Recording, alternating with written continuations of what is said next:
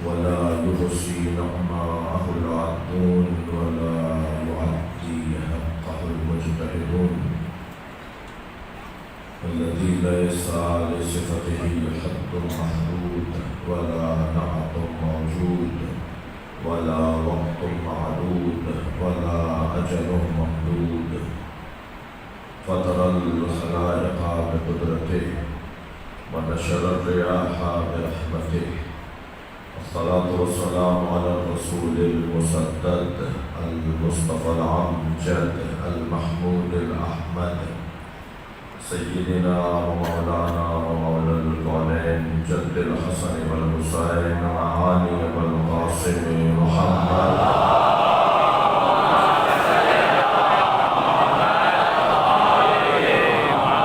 وآله الطيبين الطاهرين المعصومين الذين قال الله إنما يريد الله ليذهب عنكم الرجس أهل البيت ويطهركم تطهيرا.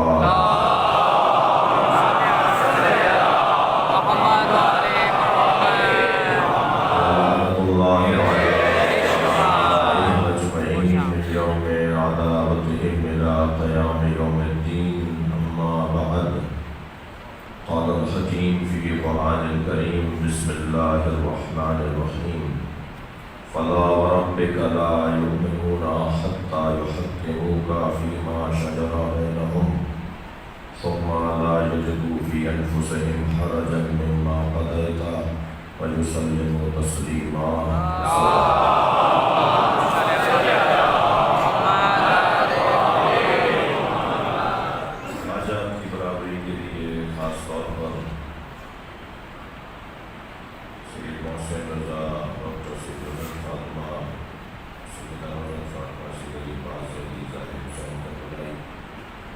آپ سب کے عزیز و مہربان ہیں، اور سب کی شفایابی، ان کی شفایابی کے لیے بلند تر صلوات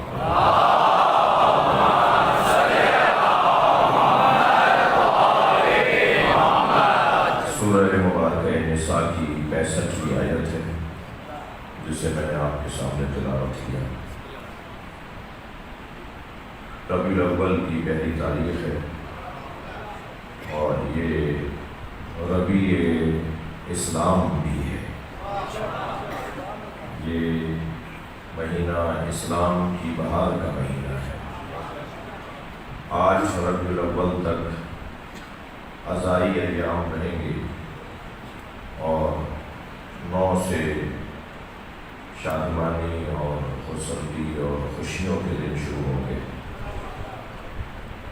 مگر ربیع الاول کی 12 ہو، 14 ہو، 17 ہو، 19 ہو، یہ طے ہے کہ اس مہینے میں سرکار کی آمد ہوئی ہے۔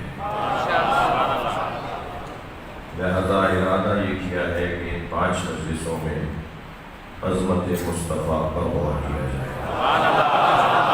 صلوات پڑھ لیں محمد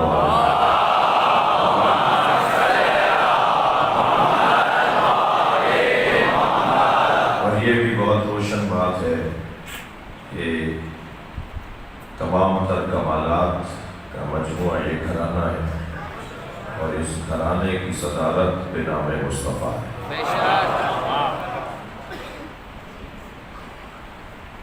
عزیزان گرامی، ابتدائی بیان سے گزر رہا ہوں، ترجمہ بھی کرنا چاہوں گا، مگر ایک جملہ کہہ کر ترجمہ کروں۔ عقل جب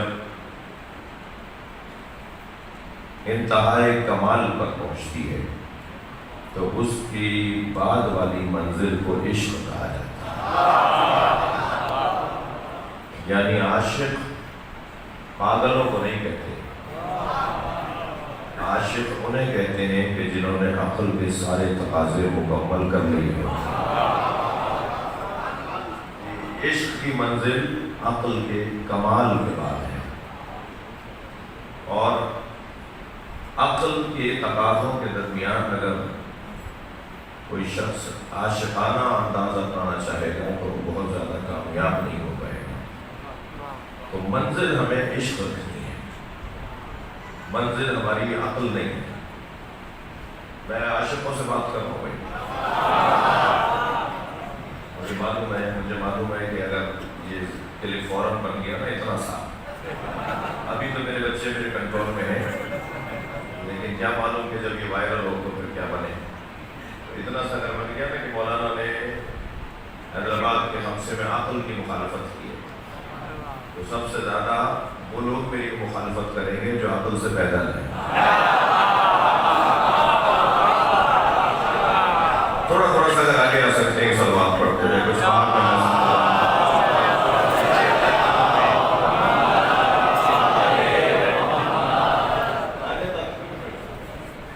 ایک صلوات پڑھ لیں. اور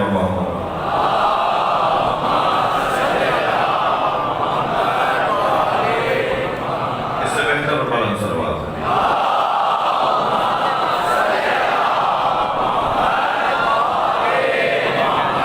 ایک اور صلوات نبی کی رات.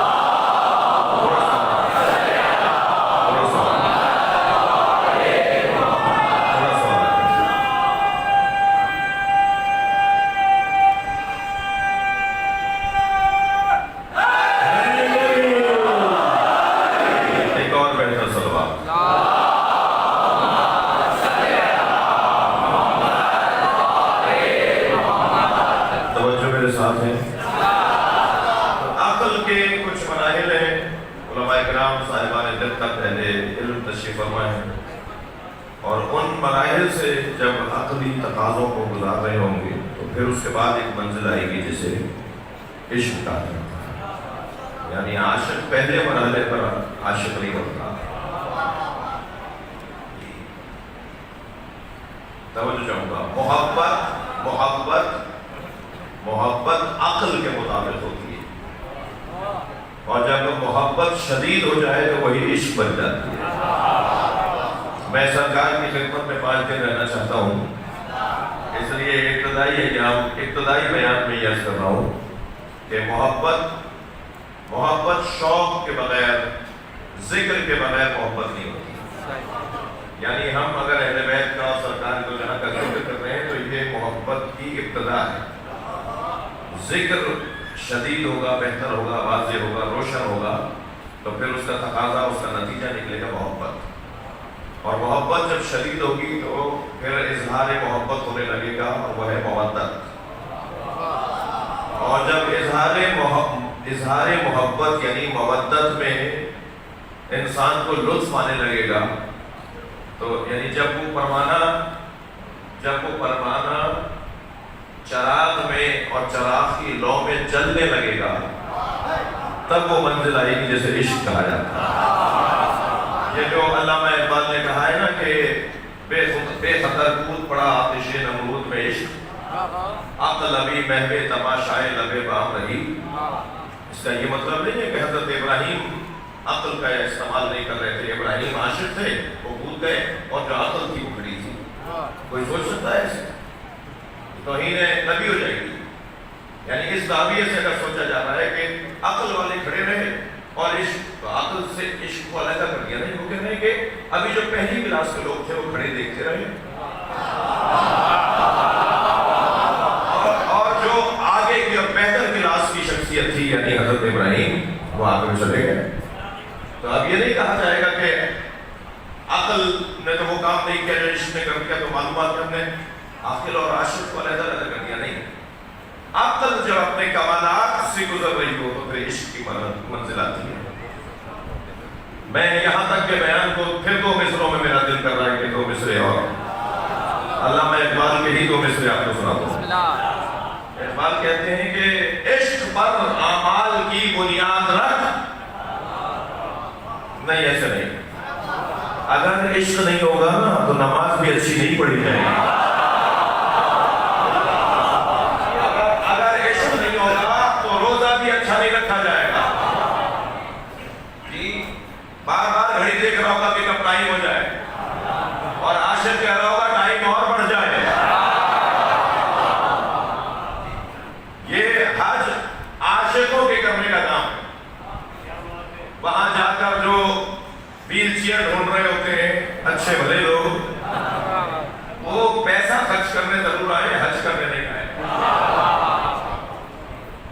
سفر پر ضرور آئے ہیں، کچھ دیکھنے ضرور آئے ہیں، بہت سی جگہوں پہ جاتے ہیں. اچھا اتنی عجیب بات ہے کہ بعض لوگ جو لوگوں کو حاجی بنانے کی جو تبلیغ کر رہے ہوتے ہیں وہ بھی انتہائی گھونڈی ہوتی ہے. تم کہاں گھومے ہو؟ آسٹریلیا گیا ہوں، کینیڈا گیا ہوں، فلاں ملک گیا ہوں، مغربی ممالک تھے، تو حج کراؤ. یعنی انہوں نے وہ تفریحی مقامات کے برابر کر دیا مکے کو. وہ جو آبشار دیکھ کر آئے ہیں، وہ جو نیگرا فال دیکھ کر آئے ہیں، وہ جو مثال کے طور پر فلاں پل دیکھ کر آئے ہیں جی، جو جڑ جاتا ہے اور کھل جاتا ہے اور بند ہو جاتا ہے، مثلاً کہا جی مکے بھی چلے جاؤ. تو انہوں نے یہ کون سا ہے جو ان منظروں کے برابر کر دیا گیا جن منظروں کے دیکھنے والے ناظروں میں بے حیا لوگ بھی تھے اور صاحبان حیا نامی لوگ بھی تھے. یہ تو عشق کی بات نہیں ہے. تو پھر یہ حج نہیں کیا ہے. کربلا گئے اب تک؟ کہا نہیں کربلا نہیں گیا. آپ کربلا بھی ہو، تم فلاں فلاں جگہ کربلا کو برابر کر دیا، مری سے کربلا کو برابر.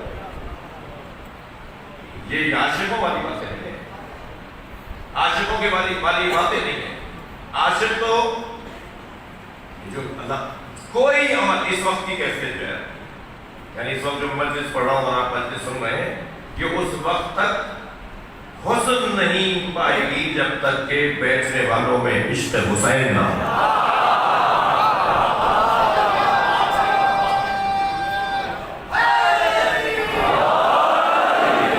اور عشق یقیناً اتنا بڑا مجمع ماشاءاللہ بھرپور، آپ کا امام بارگاہ اس وقت پور ہے اور شرکت بھرپور ہے. سب کا عشق ایک جیسا نہیں ہوگا. عشق بھی جب اپنے کمال پر پہنچتا ہے، تھکے نہیں ہے تو جملہ کہو.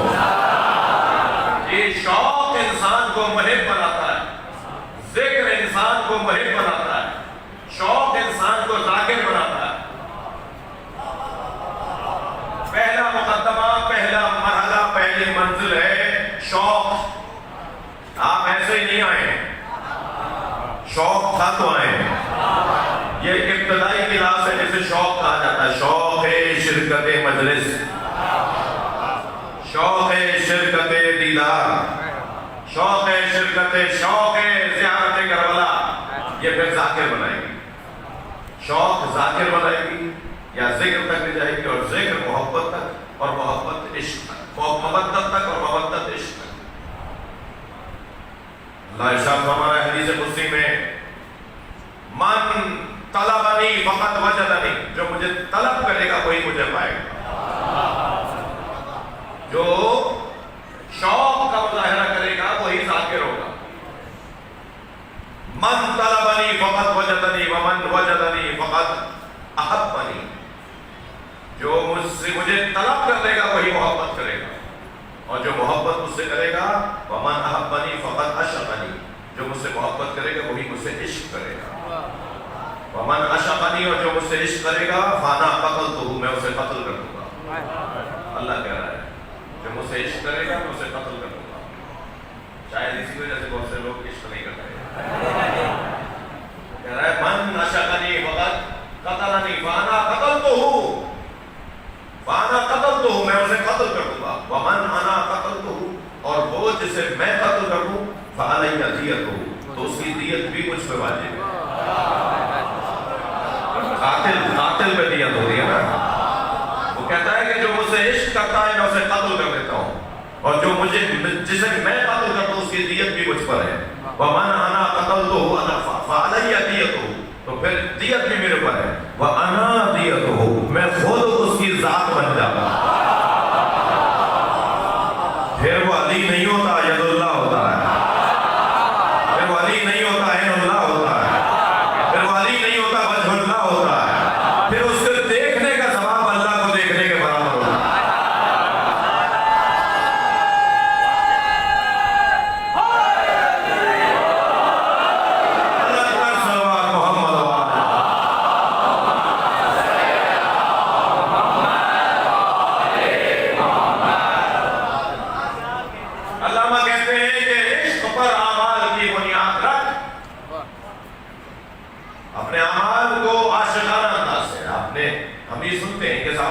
جب میرے معصوم امام وضو کر رہے ہوتے تھے تو آپ کے چہرے کا رنگ بدل رہا ہوتا تھا.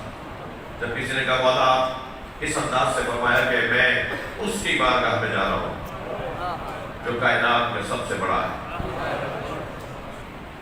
یہ وضو کرتے وقت چہرے پہ پانی ڈالو تو یہ دعا پڑھو، کلی کرو تو یہ دعا پڑھو، چہرے پہ پانی ڈالو تو یہ دعا پڑھو، ہاتھ دھونے لگو تو یہ دعا، مسح سر کا کرو تو یہ دعا، پیروں کا مسح کرو تو یہ دعا۔ یہ کیوں ہمیں ان کاموں میں لگایا جا رہا ہے؟ ایک ایک رکن وضو کے اوپر ایک ایک دعا۔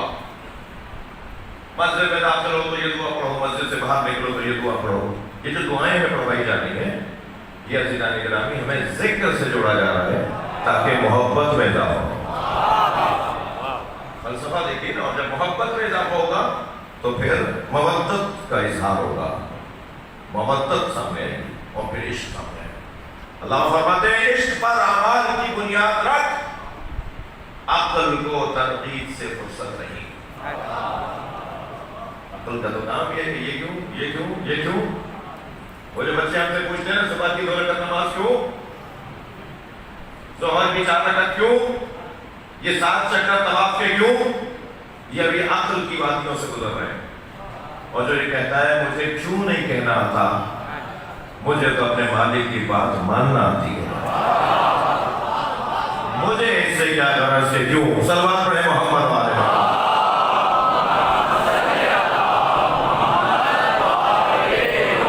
مجھے اس سے کیا غرض سے کیوں۔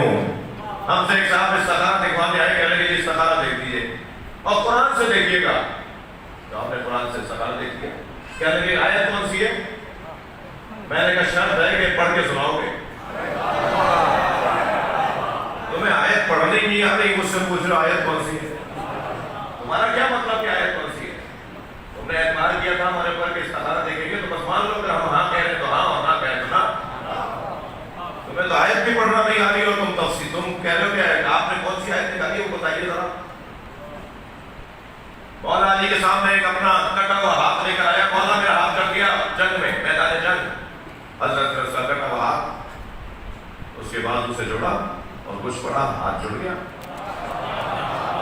جیسے ہاتھ کٹا ہی نہیں تھا۔ وہ اپنا سالم ہاتھ، جڑا ہوا ہاتھ، جیسے کچھ ہوا ہی نہیں تھا، جانے لگا، پلٹ کر واپس آ گیا، کہنے لگا کیا پڑھا تھا آپ نے؟ بھائی تیرا کیا مطلب کہ کیا پڑھا تھا؟ اب علی سے بھی پوچھو گے کہ علی نے کیا پڑھا؟ کہنے لگا مولا آپ نے کیا پڑھا تھا؟ حضرت نے فرمایا سورہ شفا، سورہ الحمد، الحمدللہ رب العالمین ولا الضالین تک یہ میں نے پڑھا تھا۔ کہنے لگا الحمد پڑھی تھی؟ اب وہ اپنی الحمد کو علی کے الحمد سے ملا رہا تھا۔ بھائی یہی تو وہ مشکل ہے۔ جیسے اس نے کہا الحمد پڑھی تھی، فوراً ہاتھ کٹ کے دوبارہ گر گیا۔ حضرت نے فرمایا میرا پڑھنا اثر جب کرے گا جب تیرا یقین بھی تو سامنے آئے گا۔ صلوات پڑھے محمد وعلى محمد۔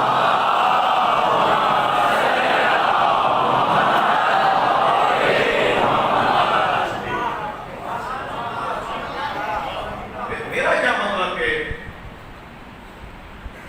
صبح کی 2 رکعت نماز کو میں جس زاویے سے دیکھ کر بات کر رہا ہوں، ظہر کی نماز ہم دھیمی کیوں پڑھتے ہیں، یعنی اخفائی کیوں پڑھتے ہیں، خفائی نماز کیوں پڑھتے ہیں، اور مغرب کی نماز ہم جہری کیوں پڑھتے ہیں؟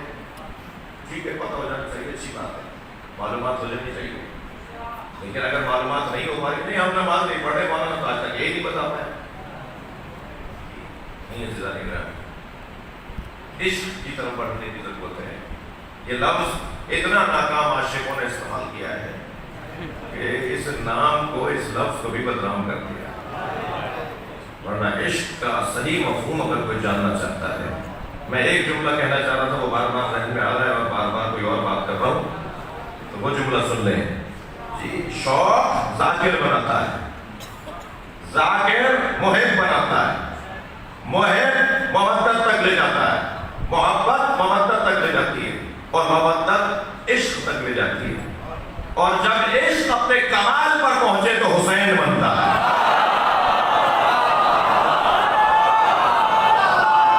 صلوات پڑھیں محمد وعلى محمد۔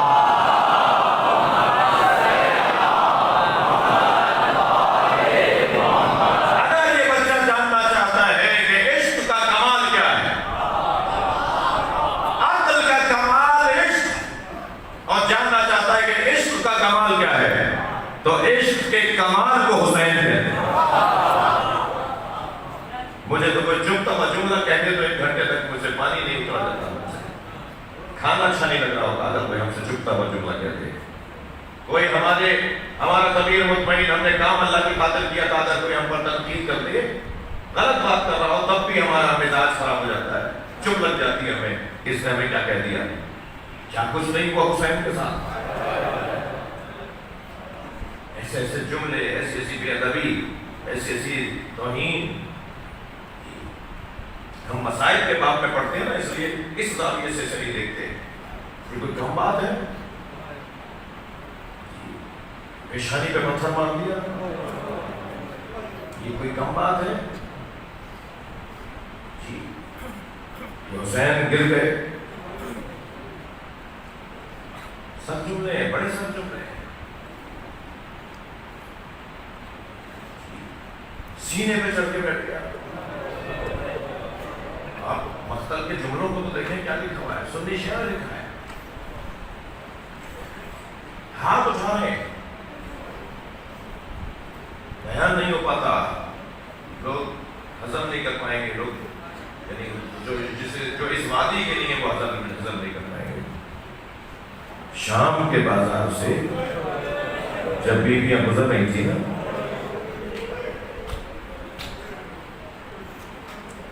تو بی بی زینب نے امام سجاد سے یہ کہا تھا کہ اجتہام اتنا زیادہ ہے، یہ ہمارے قریب آ جاتے ہیں۔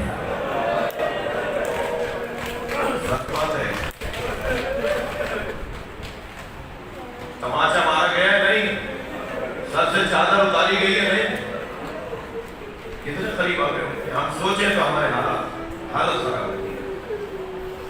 تو نہیں، مگر چہرے پر اطمینان، سکون، کسی طرح کا بال برابر بھی یہ نہیں کہ کوئی شکوہ ہو۔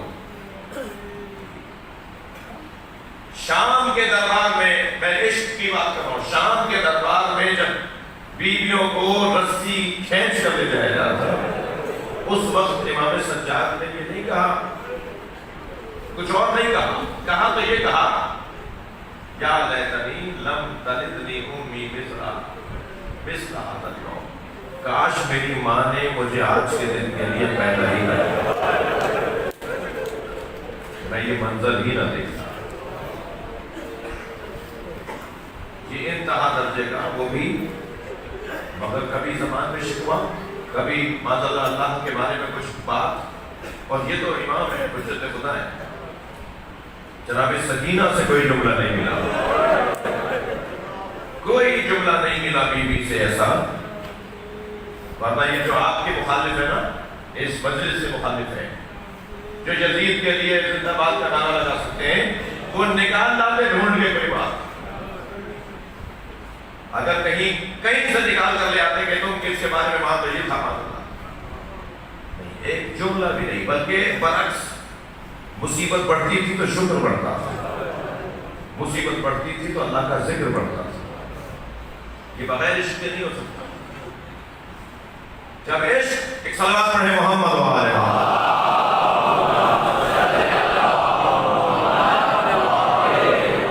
ایسے بہتر اور بلند صلوات۔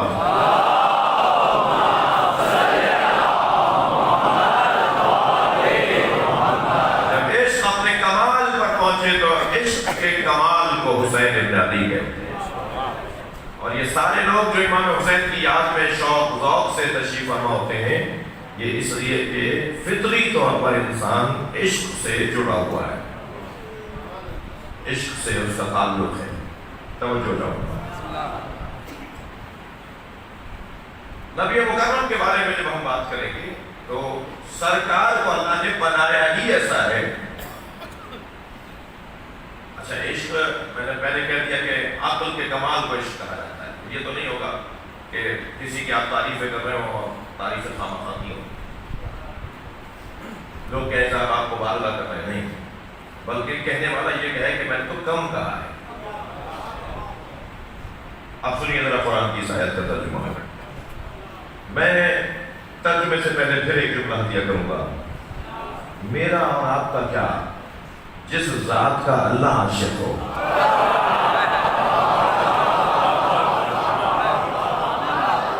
लघु लहजा देखिए कुरान का। कुरान में अल्लाह ने जो अपने हबीब से मुताबिक बात की है वो लघु लहजा देखिए, वो वाज़ेह तौर पर नजर आता है कि एक आशिक माशूक की बात कर रहा है। अल्लाह हम सब का रब है या नहीं? सारी कायनात का रब है या नहीं? मगर अल्लाह हमारे रब होने पे फख्र नहीं करता, मोहम्मद के रब होने पर फख्र करता। फला तर्जुमा सुने, फला व रब्बिका ला युमिनूना हत्ता युहक्किमूका फीमा शजरा बैनहुम। तुम्हारे रब की कसम, भाई लघु लहजा देखिए, बात जा रही हो तो जरा गर्दन भी हिलाइएगा, मुझे लगे मेरी बात मुंतकिल हो रही है। सुन्नी शिया मजमा है, मुश्तरका मजमा है, और ये मजलिस वैसे भी शियों की मिल्कियत नहीं है। ये सुन्नी हमारे भाई नहीं है, हमारी जान है।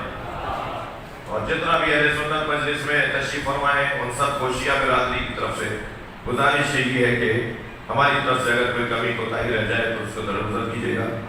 हम और आप मुश्तरका तौर पर इस दरवाजे पर मोहब्बत के इजहार के लिए आए हैं। अल्लाह लघु लहजा देखिए, फला व रब्बिका ला युमिनूना, तुम्हारे रब की कसम, तुम्हारे रब की कसम। रब तो ज्यादा तो सबका है,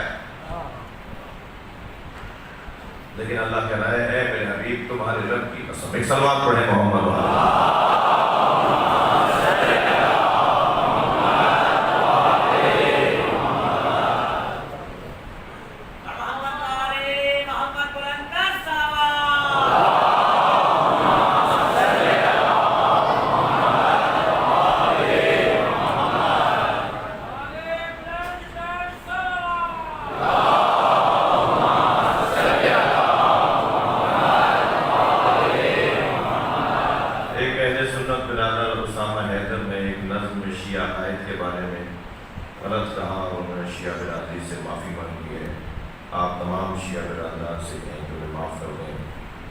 कौन कह रहा है ये? आप उनके दोस्त हैं, उन्हें एहसास हो गया। तो वैसे ही ये हुरों का दरवाजा है। अगर हम सब हो रहे हैं, अगर उन्हें एहसास हो गया है, शायद हो गई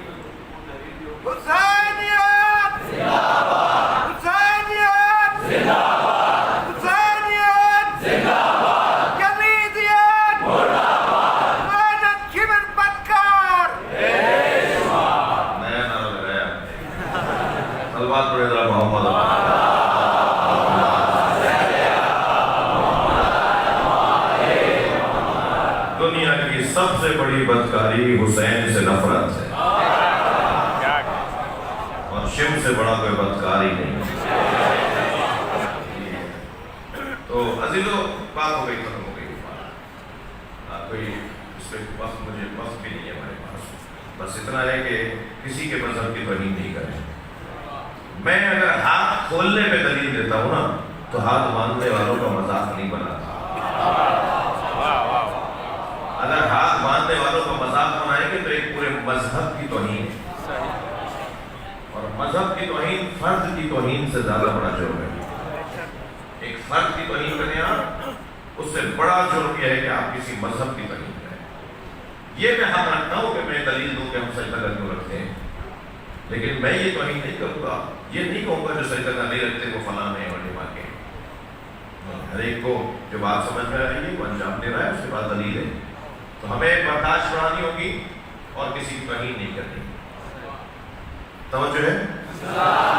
देखिए, ये अल्लाह जो अपने फला व रब्बिका ला युमिनूना हत्ता युहक्किमूका फीमा शजरा बैनहुम, तुम्हारे रब की कसम है मेरे हबीब कि वो मोमिन ही नहीं हो सकता, वो मोमिन ही नहीं हो सकता जो आपको अपने मुआमलात में हकम ना माने। यानी पहले ही मरहले में अल्लाह ने ऐलान कर दिया कि वो मोमिन ही नहीं है जो नबी को अपना हाकिम ना माने। अल्लाह ने नबी को हाकिम बनाया है, तो बस जब नबी किसी को अपनी जगह पर बिठाएंगे तो मौला के माना में बहस ना करो, उसे हाकिम मानो।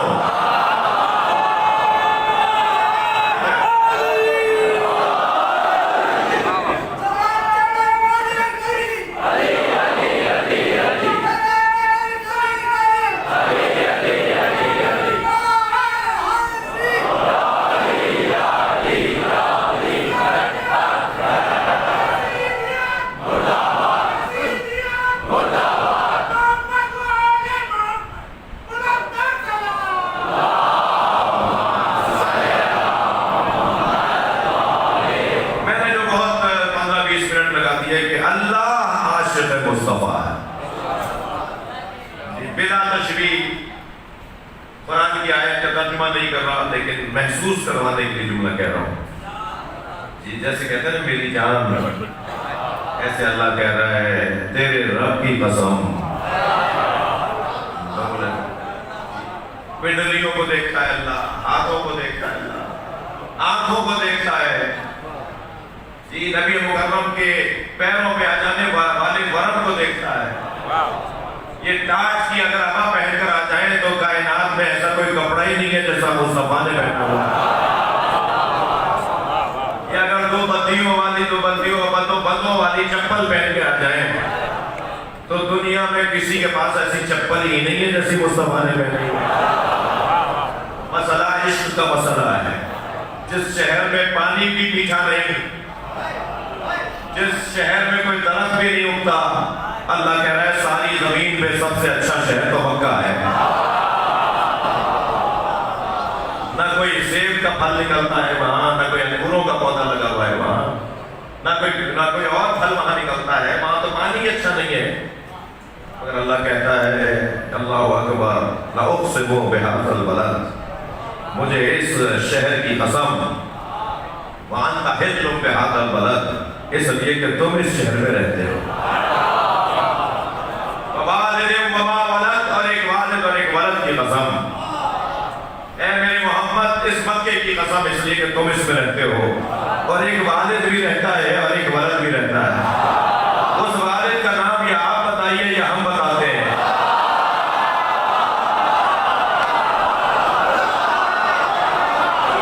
اس ولد کا نام یا آپ بتائیے یا ہم بتاتے ہیں.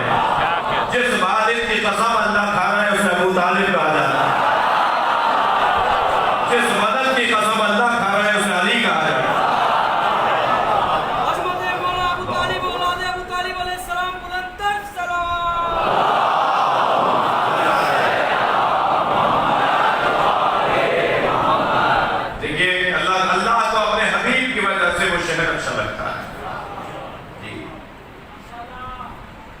معشوق کا تو محلہ بھی تو اچھا لگتا ہے نا بھائی. تھوڑا سا باہر آ جائیے. میں عشق مجازی کی بات نہیں کر رہا، میں عشق حقیقی وادی میں رہنا چاہتا ہوں. اور جو عشق حقیقی کی وادی میں آ جائے پھر اسے عشق مجازی محسوس ہی نہیں ہوتا. اس لیے کہ عشق مجازی میں معشوق کو پا لینا کمال ہے، اور عشق حقیقی میں معشوق کو پا لینا آغاز ہے. معشوق تک پہنچتا ہے تو وہ آغاز ہے، اور مجازی میں معشوق کو پا لینے کے بعد ختم. جی وصل ہی میں مزہ ہے، ہجر ہی میں مزہ ہے. معاف کیجیے، ہجر میں جدائی میں مزہ ہے اور پا لینے میں ختم. اور یہاں عشق حقیقی کے اندر یہ ہے کہ جب پا لیں گے تو پھر عشق شروع ہوگا. بھائی میں پہلی دفعہ کربلا گیا تھا، دل ہی نہیں کر رہا واپس آنے کو. اب ہر سال جانا چاہتا ہوں، اب ہر دوسرے مہینے جانا چاہتا ہوں. یہ بار بار کربلا اپنی طرف اس لیے کھینچ رہی ہے کہ عشق شروع ہوا ہے. توجہ کر لی. اللہ بھی اپنے نبی سے جب بات کرتا ہے تو اسی لگو لہجے میں. ایک صاحب کہنے لگے مولانا ہمارے جیسے تھے. قل انما انا بشر مثلکم، اے میرے حبیب کہتا ہوں میں تمہاری طرح بشر ہوں.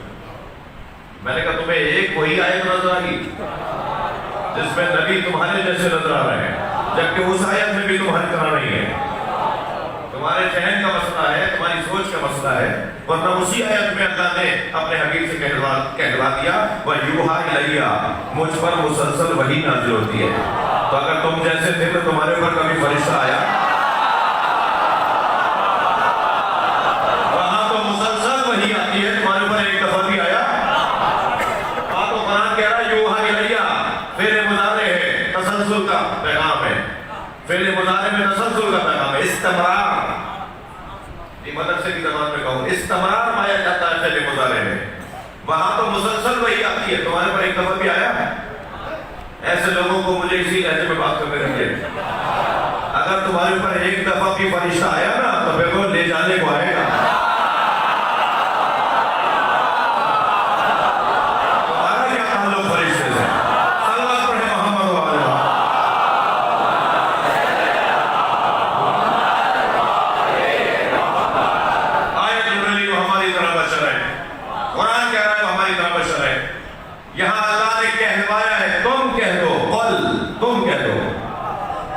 یا اللہ تو خود کو نہیں کہہ رہا،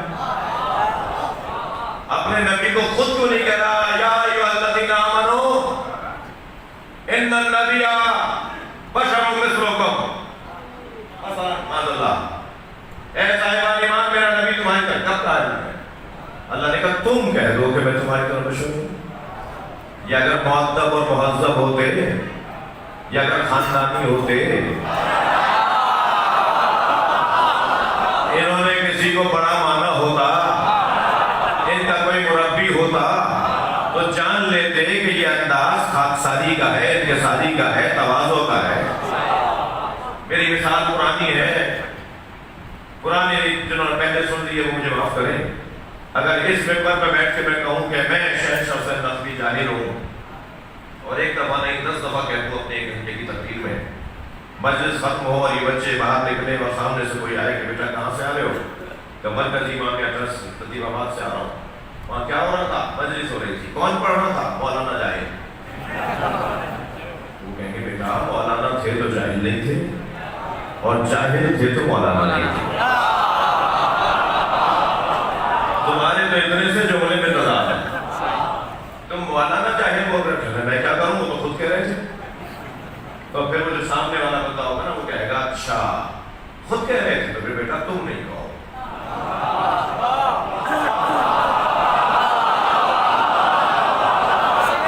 تم نہیں کہو. اگر وہ ممبر پہ بیٹھ کے خود کہہ رہے تھے تو تم نہیں کہو. اس لیے کہ مثلا میں بات آ گئی، مثلا یہ بڑے آدمیوں کی نشانی ہے کہ وہ تکبر کا اظہار نہیں کرتے، وہ خاکساری کا اظہار کرتے ہیں، وہ تواضع کا مظاہرہ کرتے ہیں. ارے تم نے دیکھ لیا قرآن میں کہ اللہ نے کیا کہلوایا؟ تم کہہ دو کہ میں تمہاری طرح بشر ہوں.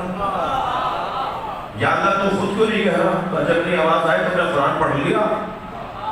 میں تو اسے کبھی طٰہٰ کہتا ہوں، کبھی یاسین کہتا ہوں، کبھی مزمل کہتا ہوں.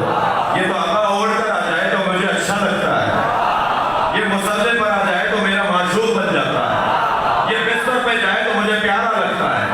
میں تو اسے جب چاہوں میں رات پر ملنے کے لیے بلا لیتا ہوں. میں تو اس کی آنکھوں میں اپنے آپ کو دیکھتا ہوں، میں تو اس کے چہرے پہ اپنا دیدار کرتا ہوں. میں جب دیکھنا چاہتا ہوں اپنے آپ کو تو مصطفیٰ کو دیکھتا ہوں. صلوات پڑھیں محمد و آل محمد.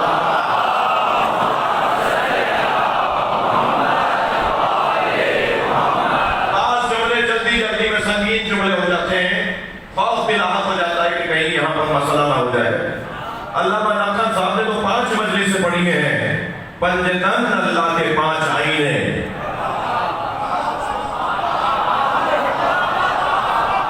ناکھن صاحب کی 5 مجلسیں ہیں، پنجتن اللہ کے 5 آئینے. جب اللہ چاہتا ہے کہ اپنے آپ کو دیکھے تو کبھی حسن کو دیکھتا ہے. صلوات پڑھیں محمد و آل محمد.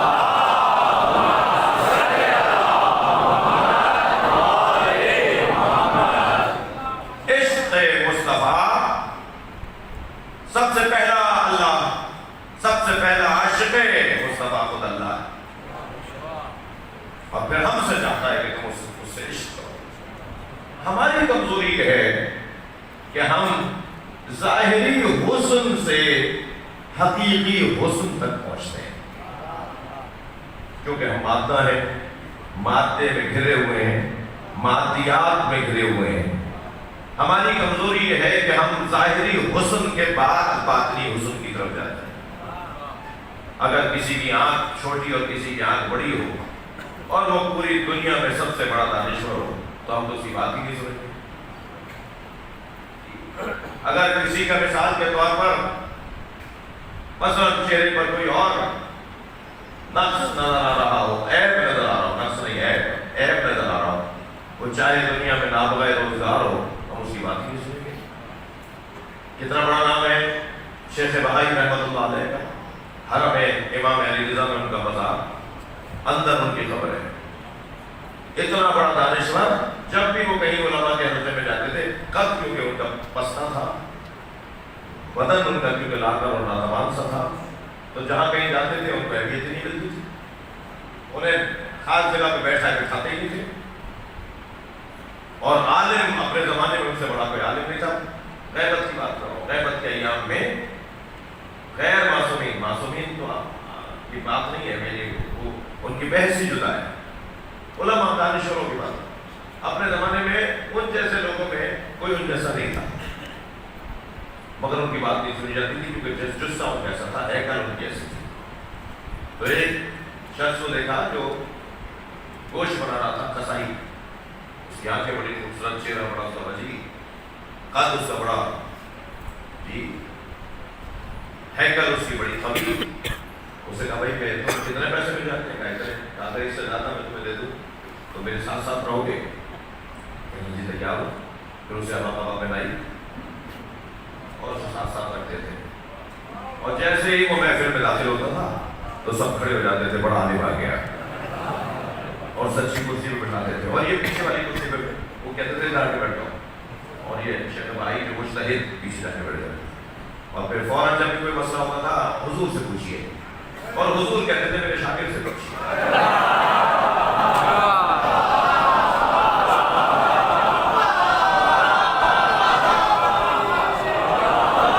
اور پھر وہ شاگرد جواب دیتے تھے، یعنی آیت اللہ شیخ بھائی رحمۃ اللہ علیہ، اور پھر لوگ کہتے تھے شاگرد ایسا ہے تو یہ کیسے ہوگا؟ تو بس اس کے ساتھ اوروں کے لیے بھی ایک دعا کر دیجیے، اللہ سب کا پردہ رکھے۔ صلوات پڑھیں محمد و آل محمد۔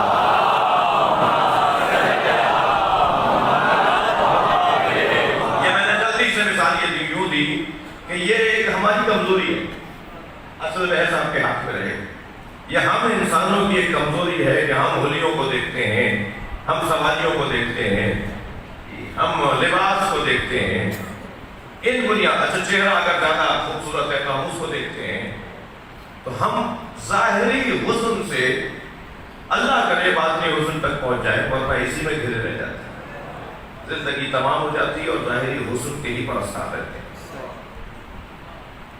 یہی ہماری کمزوری تھی، توجہ، اللہ نے رکھی ہے یہ ہماری کمزوری، اللہ نے ہمارے اندر کچھ کمزوریاں رکھی ہیں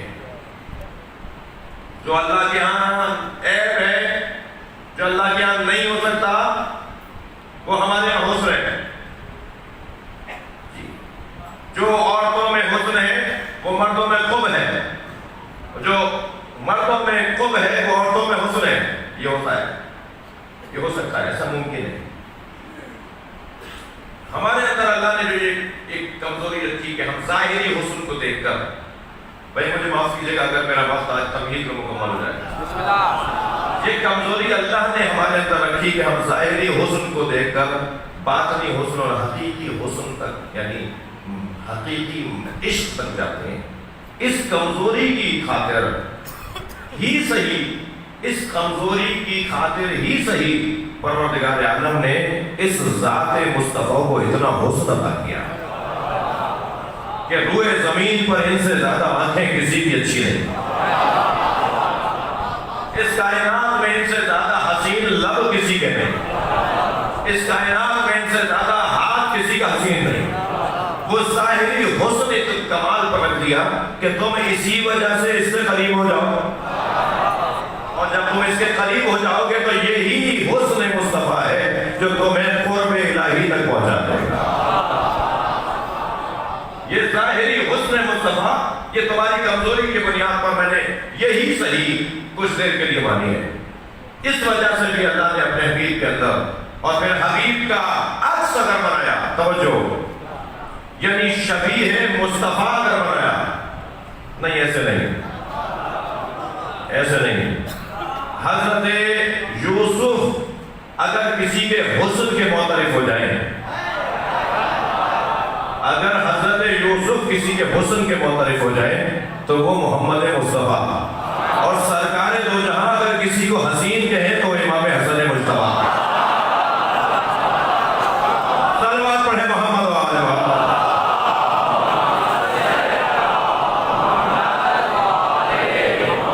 اس درجے کا حسن ظاہری، اور یہی حسن ظاہری ان کے حسن باطنی کی طرف متوجہ کرتا ہے۔ لہذا شاعر کہتا ہے کہ بیا اے ہم نشیں با ہم بنالم، اے دوست آؤ مل کر روتے ہیں، بیا اے ہم نشیں با ہم بنالم، کہ منو تو خوش تھے شان جمالی، ہمیں تو جمال مصطفیٰ نے مارا۔ ہم دونوں کا درد ایک ہی ہے، توجہ۔ حضرت بلال حبشی کہتے ہیں کہ میں تو نبی کو دیکھنے جاتا تھا، نماز بھی ہو جاتی تھی۔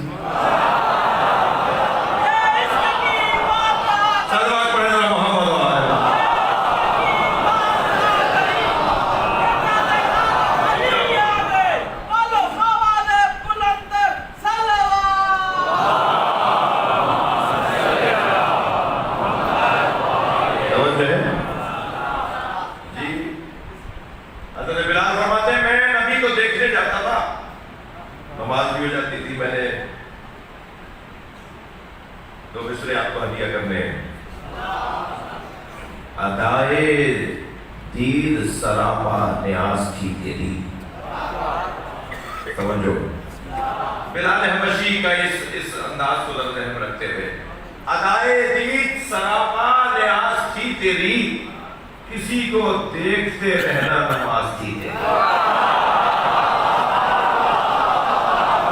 صلوات پڑھے محمد و آلہ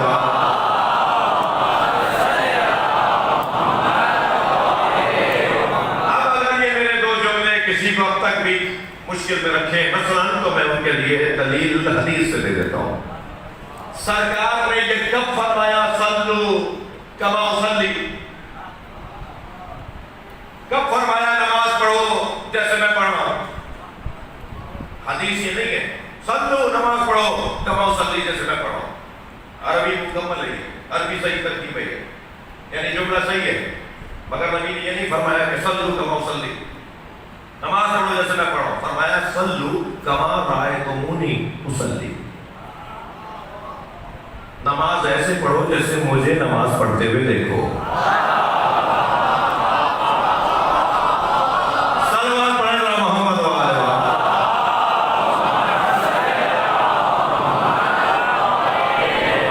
نبی کو دیکھنا خود اللہ کی نماز نہیں، میری بات نہیں گئی۔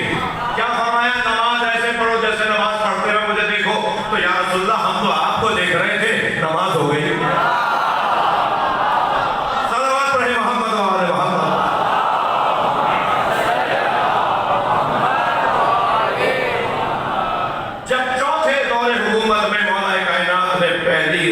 نماز پڑھائی، میں نہیں کہوں گا سرکاری نماز، جب میرے مولا علی نے پہلی رسمی نماز پڑھائی چوتھے دور حکومت میں، اور اصحاب 1 2 4 5 نہیں ہزاروں کی تعداد میں علی مولا کے پیچھے نماز پڑھ رہے تھے، تو جیسے ہی نماز مکمل ہوئی تو ایک دوسرے سے کہنے لگے لقد ذکرتنی صلاۃ محمد، آج علی نے محمد کی نماز یاد کیا۔ یاد آ گیا کہ نبی ایسے پڑھتے تھے، یاد آ گیا کہ نبی ایسے پڑھتے تھے۔ عشق مصطفیٰ، عشق مصطفیٰ۔ ایک واقعہ ہے جس کی طرف نہیں معلوم کہ آئندہ کے دنوں میں مجھے موقع ملے گا تو اس کی تفصیل ہونی چاہیے۔ سرکار کے لیے ہمارے بھائیوں نے لکھی ایک روایت، ہمارے بھائیوں کی روایت ہے، بھائیوں کے احترام میں سناؤں کہ سرکار نماز پڑھانے نہیں آئے اس لیے کہ بیمار تھے جی، اور جب ہم نے صفیں جوڑ لی تو محراب کے ساتھ سرکار کا حجرہ تھا، تو سرکار کھڑے ہوئے تو کھڑکی سے نبی کھڑے نظر آئے، تو بعض اصحاب کہتے ہیں کہ ہم نماز پڑھ رہے تھے یا انہیں دیکھ رہے تھے، پتہ ہی نہیں چلا۔ اب اس پہ بحث کریں گے جب طبیعت خراب تھی تو کھڑے کیسے ہوئے؟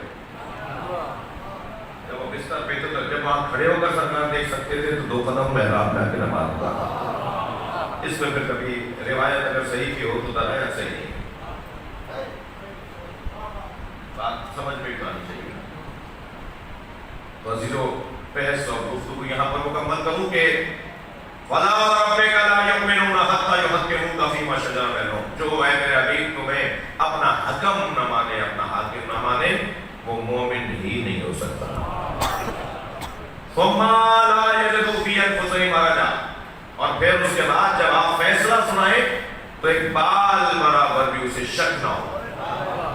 وَيُسَلِّمُ تَسْلِيمًا، اور آپ کے آگے ایسے تسلیم ہو جائے جیسے تسلیم ہونے کا حق ہے. نبی پہ شک کرنے والا مومن نہیں ہے. اللہ نے گنجائش چھوڑ دی ہے کہ مسلمان ہو سکتا ہے وہ، ظاہر ہے وہ کلمہ پڑھ لے گا تو اس کے احکامات بدل جائیں گے، لیکن مومن نہیں ہو سکتا کہ جو نبی پہ شک کرتا ہو. نبی کے وجود پر اور اللہ کے وجود پر یقین بڑھانے کا نام کربلا ہے. قطع فرماتے ہیں اللہ کے وجود پہ سب سے بڑی دلیل عصر عاشور حسین کا اطمینان. نبی کی نبوت پر سب سے بڑی دلیل کربلا کے میدان میں حسین کا اشہد ان محمدن رسول اللہ کہنا ہے. میں بھی اور آپ بھی کہتے ہیں، مگر بچوں کے لاشیں اٹھا کر علی اکبر جیسے بیٹے کا لاشا اٹھا کر اور آخر میں علی اصغر کا لاشا اٹھا کر اگر اس کے بعد بھی کوئی کہے اشہد ان محمد رسول اللہ، میں گواہی دیتا ہوں کہ محمد اللہ کے رسول ہے، تو یہ خود عمل دلیل نبوت مصطفیٰ ہے. امام حسین کی کیفیت یقین بڑھانے کا اور عشق بڑھانے کا ایک ذریعہ ہے. ایک عاشق نے ساری کائنات کو عاشق بنا دیا، جس کو کربلا میں اکیلا کر کے مارا. آج سب سے زیادہ اسی کے نام پہ مجمع جمع ہوا ہے، سب سے زیادہ حسین کے نام پہ مجمع جمع ہوا ہے. یہ امام بارگاہ جب بنا تھا بہت بڑا تھا، اب یہ امام بارگاہ میں چھوٹا لگتا ہے. امام بارگاہ چھوٹا نہیں ہوا، حسین کے عاشقوں میں اضافہ ہوا. یہ جو آپ کی آنکھ سے آنسو ٹپکتا ہے، یہ جو ہمارے ضمیر کو اطمینان بخشتا ہے، یہ جو ہمیں غم دنیا سے نجات دیتا ہے. مولانا 2 دن سے طبیعت بجھی تھی، آج آپ کی مجلس میں مصائب سن کر جب نکلا تو میری ساری جو روح کے اوپر تناؤ تھا، میری روح پہ جو تناؤ تھا وہ ختم ہو گیا. بڑا سبک ہلکا اپنے آپ کو محسوس کر رہا ہوں، جیسے بوجھ اتر گیا. یہ اگر ہماری کیفیت ہے تو یہ وہی کیفیت ہے جس کی تائید امام رضا نے کی ہے. یا ابن شبیر، جب غم دنیا تمہیں گھیر دے تو خبردار غم دنیا میں نہ رونا، میرے جد حسین پہ رو لینا. تمہارا یہ رونا تمہیں غموں سے نجات دیتے ہیں. عزتداروں چلیے کچھ دیر کے لیے کربلا چلیے. میں نے ایک جملہ کہا، اسے اور بہتر کروں. لاشیں تو حسین نے بہت اٹھائے، مگر رونے والوں 4 لاشوں پہ حسین بہت روئے. ایک لاش جس پر حسین بہت روئے وہ قاسم کا لاش ہے. اجرکم اللہ، اجرکم اللہ. خدا کسی غم نہ ہوئے. جب امام حسن مجتبیٰ کو زہر دے دیا نا، سنیں کہ وہ زہر ایسا تھا کہ اگر سمندر میں ڈالا جاتا تو میلوں تک مچھلیاں مر جاتی. سمندر کے اندر میلوں تک مچھلیاں مر جاتی. رو رہے نا. جب امام کو زہر دیا نا تو امام روزے سے تھے، یعنی کہ افطار میں زہر دیا گیا ہے. میرے مولانا نے 2 گھونٹ لیا اور واپس طرف رکھتے ہوئے فرمایا تیری مراد اس سے پوری ہو جائے گی. اجرکم اللہ، اجرکم اللہ. اور اس زہر نے اثر یہ کیا کہ امام کا جگر کٹ گیا. امام حسین اپنے بھائی کے قریب بیٹھے ہیں کہ قے کی کیفیت ہوئی. امام کا جگر قے کے ذریعے سے باہر آ رہا ہے. تش لایا گیا. جب تش میں آپ نے قے کی اور بھائی نے دیکھا کہ جگر باہر آ رہا ہے تو اسی اسنا میں کسی نے کہا کہ زینب آ رہی ہے. اللہ جو رونے آئے اپنی آوازوں کا اللہ. میرے مولا حسن نے فرمایا بھائی حسین یہ تشت ہٹا لو. بھائی حسین یہ تشت ہٹا لو. میری بہن سے برداشت نہیں ہوگا. میں سارے مجمع کے ساتھ مل کر امام حسین امام حسن کی خدمت میں کہوں گا مولا آپ کی بہن کا بڑا حوصلہ ہے. یہ 70 قدم کے فاصلے سے بھائی کو ذبح ہو کر یہ علی اکبر کے لاشے کو اٹھا کے لائی. اجرکم اللہ. اسی اسنا میں امام حسن نے اپنی زوجہ جناب ام فروا کو بلایا اور کچھ وصیتیں فرمائی. 2 سال کا سن ہے جناب قاسم کا. گود میں ہے، ماں کی گود میں ہے. اپنے سینے پہ لٹا کر پیشانی کا بوسہ دیا، گلے کا بوسہ دیا، سینے کا بوسہ دیا، دونوں بازوؤں کے بوسے دیے. تو بی بی ام فروا روتے ہوئے فرماتی ہیں اے میرے بھائی میرے بچے سے یہ انداز شفقت آپ کا پہلے نہیں تھا. یہ انداز آپ کا پہلے نہیں تھا. آنکھوں میں آنسو آ گئے. اس بدن پہ گھوڑے دوڑے.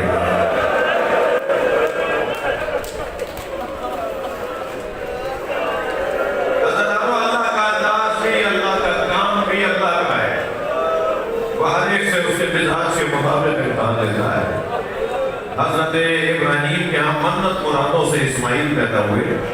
اللہ نے کہا اسماعیل کی گلے پہ چھری چلا دو. یہ حضرت ابراہیم کا امتحان ہے. حضرت یوسف پانی سے ہوتے تھے. بڑا پانی نظر آتا تھا، آگے نہیں جاتے تھے. بھائیوں نے کنویں میں ڈال دیا. یہ حضرت یوسف کا امتحان. اللہ اکبر. جناب زہرا کے مزاج میں مانگنا نہیں تھا.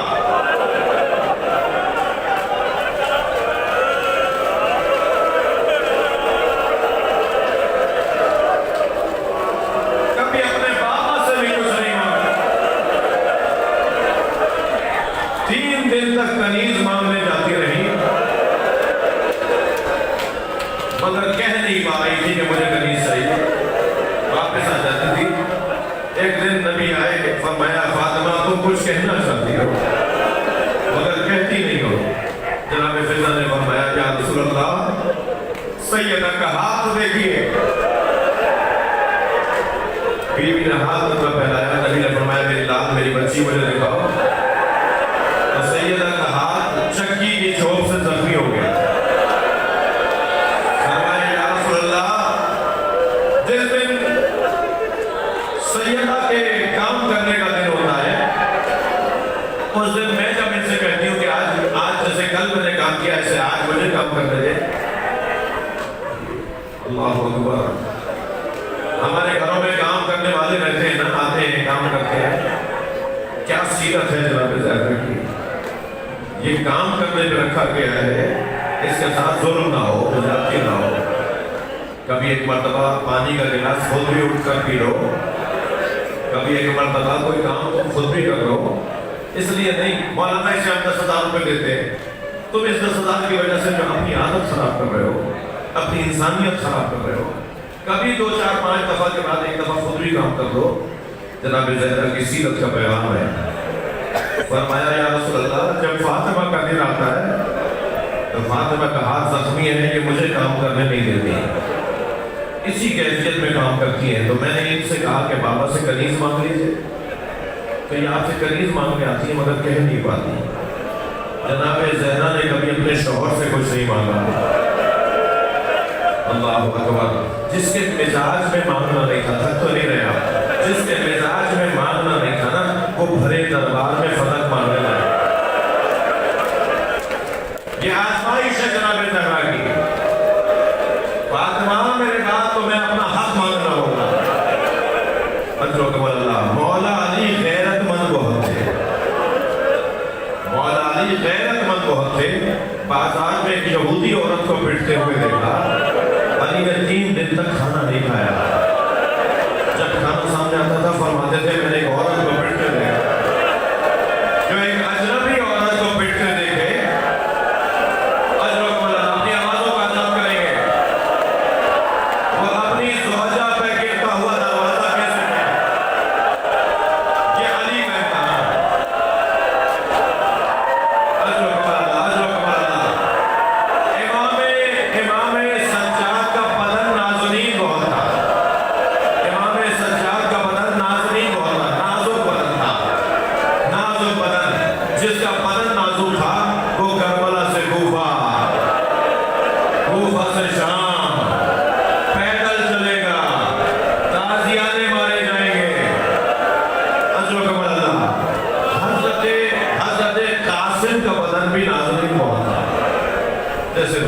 निकाले ऐसे हाथ बिना तशरीफ, नरम नरम हाथ, नरम नरम बदन, चेहरा भी आपका ऐसा कि कटा हुआ सर जब नेज़े की अनी पर,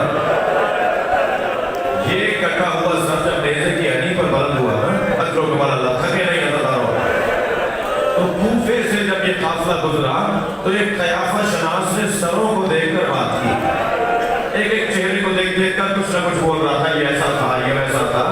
अचानक आवाजें लगाई अपने दोस्तों को, जल्दी करीब आओ, ये सर भी तो देखो, ये चेहरा भी तो देखो, कफल कदल खबर, चांद का टुकड़ा, जो कासिम गैर की निगाह में चांद हो, वो मां की निगाह में कितना हसीन होगा। हजरत कासिम का बदन बड़ा नाज़ुरीन बदन था, बदन भी बड़ा तवील नहीं था, कामत भी बड़ी तवील नहीं थी। रकाबों को काट कर घोड़े पर बिठाया गया, तलवार जब लगाई गई तो तलवार बड़ी महसूस हुई, तो फिर दूसरी तलवार लगाई गई, और फिर मौला हुसैन ने हजरत कासिम के सर पे जो अमामा बांधा उसका तहतुल हनक निकाल कर चेहरे पे नकाब लगा दिया, जो किसी के साथ नहीं किया था। तो किसी ने पूछा कि मौला आप ये क्यों कर रहे हैं? कि मेरा बच्चा हसीन बहुत है और चेहरे से कमसिन नजर आता है। ये सबब इमाम हुसैन ने ये बताया कि कहीं बच्चा देखकर लोग मार ना दें। नकाब लगी रही, 3 बड़े पहलवानों को फिर मार दिया, बड़े बड़े ताकतवर पहलवानों को, अज़म शामी के 3 बेटे, और जब तीनों बेटे उसके मार दिए ना, बहुत बड़ा पहलवान था, नाम मैंने आपको बताया अज़म शामी, जिसे मीर अली इसने से नज़म किया है, उलमा ने भी लिखा है। तो वो गुस्से में बाहर निकला और कहने लगा, इसने तो मेरी नस्ल ही मुनक़ता कर दी, इस जवान ने मेरी नस्ल मुनक़ता कर दी। तो अज़म शामी खुद जो बहुत बड़ा पहलवान, वो तलवार लेकर निकला, हज़रत कासिम ने उसे भी फिरनार कर दिया, और जब इतने बड़े बड़े पहलवानों को मार दिया तो एक मर्तबा किसी ने कहा, कासिम तुम्हारे जूते का तस्मा खुल गया है। बस एक मर्तबा झुक के देखा तो सर पे गोज आके लगा, फिर घोड़े पे बैठा नहीं गया और घोड़े से गिरते हुए आवाज दी, चचा मेरी मदद कीजिएगा। भाई की निशानी है, भाई की निशानी है। इमाम हुसैन की बेटी से शादी होनी थी, जो बाद में इमाम हुसैन की बेटी से शादी हुई है, छोटे भाई की, हज़रत हसन मुसन्ना की। ये घोड़े से गिरे तो आवाज दी, चचा मेरी मदद। हुसैन घोड़े पर बैठे और तलवार निकाल ली, और ये कहते हुए घोड़ा लेके चले, तुमने मेरे भतीजे को यतीम समझा, तुमने मेरे भतीजे को अकेला समझा है, दुश्मन ये समझा कि हुसैन ने हमला कर दिया है। तो यहाँ के घोड़े वहां दौड़े और वहां के घोड़े यहाँ दौड़े, और एक आवाज आने लगी, चचा मदद कीजिए। जब हुसैन पहुंचे हैं ना बदन पर, तो लाशा पामाल हो चुका, बदन के टुकड़े टुकड़े हो चुके थे। बैठ गए लाशे के करीब और कहा, तेरे चचा पे बड़ा गिरना है, तू मदद के लिए पुकारे और तेरा चचा मदद न कर पाए। कैसे लाशा उठाया है इमाम हसन हुसैन ने, इसका बयान मुश्किल है, लेकिन जब लाशा लेकर आए, अजरो कमल, जब लाशा लेकर आए, सारी बीवियां खड़ी थी, मगर इमाम हुसैन गौर से देख रहे हैं, इस बच्चे की मां नहीं है। तो ताज्जुब से पूछा जनाब ज़ैनब से, बहन भाभी उम्मे फरमा कहाँ है? तो एक बीबी की आवाज आई, जब कासिम की शहादत की खबर आई थी, तो बीबी उम्मे फरमा पुश्त खैमा पे चली गई, खैमे की पुष्ट पर गई है। जनाब ज़ैनब जल्दी से उजरत में वहां गई, जाके देखा पेशानी सजदे में है और तस्बीह पढ़ रही है, शुक्रन शुक्रा, हक़्क़न हक़्क़ा, या अल्लाह तेरा शुक्र है, तूने मेरी कुर्बानी कबूल कर ली, अजो कमल अल्लाह, अजो कमल अल्लाह। जैसे ही सजदा मुकम्मल हुआ, जनाब ज़ैनब की आवाज आई, भाभी आपको हुसैन बुला रहे हैं। तो आई वहां जहां कासिम का लाशा रखा हुआ था, पामाल लाशा देखकर हुसैन की तरफ देखा, आप रो रहे हैं। एक मंजर और सुन लीजिए, जब आई ना खेमे में, तो हुसैन मौला ने गर्दन झुका दी। मौला अब्बास ने फरमाया था ना, मेरा लाशा खेमे ना ले जाइएगा, इसलिए कि अगर मेरे लाशे पे सकीना ने आके पानी मांग लिया तो मैं सकीना को जवाब क्या दूंगा? हुसैन हुसैन अपने भाई की निशानी कासिम का लाशा लाए। तो इमाम हुसैन ने गर्दन झुकाई हुई थी, सामने खड़े थे। जनाब में फरमा ने पहले अपने बच्चे को देखा, پھر امام حسین کی طرف دیکھ کر کہا میرے مولا پہلے اپنی گردن آپ اٹھائیے. آپ کو فخر نہیں ہے کہ آپ کے بھتیجے نے آپ پر جان مارا؟ مجھے فخر ہے میرے بچے نے وفاداری کا حوصلہ دیا حسین کو، ہمت بڑھائی حسین کی جناب حکم فرما نے. اور پھر فرمان لگی بس میری ایک آرزو ہے، مجھے قاسم کا خون بھرا کرتا دیجیے. اجر و کمال اللہ، اجر و کمال اللہ. تھکیں گے نہیں، مجھے 2 منزلیں لینی ہیں. امام حسین نے نہیں پوچھا بھابھی اس کرتے کا کیا کرے گی جو گھوڑوں کی ٹاپوں سے چاک چاک ہو گیا. مگر ماں کی آرزو تھی. کچھ ہی دیر بعد امام حسین نے خون بھرا کرتا جناب ام فرما کو دے دیا. بی کو کرتا اپنے خیمے میں لے گئی. عصر عاشور خیمے لوٹے، تبرکات لوٹے گئے. قافلہ اسیر ہو کے کوفہ گیا، کوفے سے شام گیا، شام میں اسیر رہا. اور اسیری سے رہائی پا کر جب چلے ہیں نا تو کچھ تبرکات واپس آئے. ایک گٹھری لا کے رکھی گئی، ساری بیویاں اطراف میں کھڑی ہیں. جناب زینب نے گٹھری کھولی تو چادر ہی نظر آئی. ایک چادر کو دیکھ کر کہا بہن ام کلثوم تمہاری چادر آ گئی. ایک اور چادر کو دیکھ کر کہا بھابھی ام لیلا آپ کی چادر آ گئی. ایک بیوی کو بیوی زینب چادریں دیتی رہی. تھکیں گے نہیں تو جملہ کہوں، ازادارو چھوٹی سی چادر پر لے گئے، اسے لے کر چلی قبر سکینہ پر پھیلا. سکینہ اٹھو تمہاری چادر بھی آ گئی. ہر بیوی نے اپنی اپنی گٹھڑی اٹھائی ہوئی تھی. جناب ام فرما نے اپنی گٹھڑی سینے سے لگائی ہوئی تھی. یہ قافلہ شام سے کربلا آیا، کربلا سے مدینہ گیا. بس مجلس ختم کر رہا ہوں. جب مدینہ پہنچی نا فرمان لگی میرا اونٹ جنت البقیع لے جاؤ. جنت البقیع میں پہنچی، قبر امام حسن کے برابر میں بیٹھی، گٹھڑی کھولی، خون بھرا کرتا نکالا، امام حسن کی قبر پر پھیلا دیا. اے میرے والی تمہارے بچے کی نشانی لے گا. قاسم نے وفاداری کا حق ادا کیا. اللہ اللہ وسيعلم الذين ظلموا أي منقلب. یا اللہ ان آوازوں پر رحمت نازل فرما، رونے والوں کی توفیقات کو معاف فرما.